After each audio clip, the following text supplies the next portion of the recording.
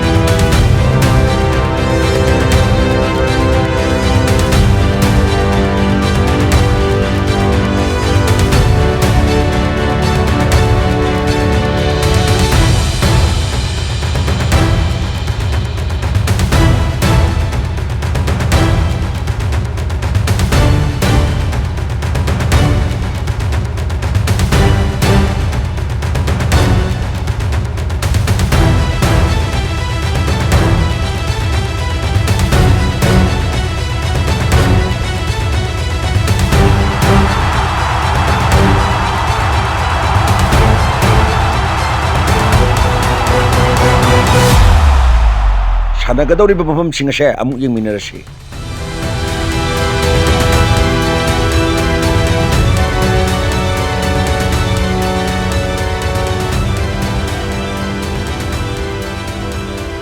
(2026) FIFA World Cup asida sinagadawriba stadium tratuk adusu amuk masak khangminarasi.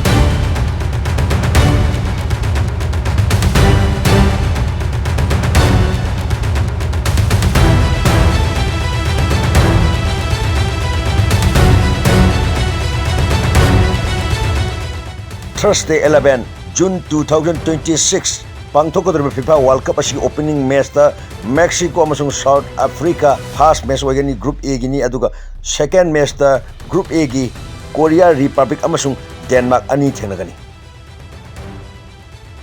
2026 July gi tang 10 ga 9 thang jinumita third place ase Miami haina koba yamna ningthijerba stadium asida sanagani loinana khwarigi lemjaningai orba FIFA World Cup 2026 ki match ase New York ta leba New Jersey hariba stadium asida sanagani aroiboin hanjeri buhang asigi pakum comment de ibiram who will win 2026 World Cup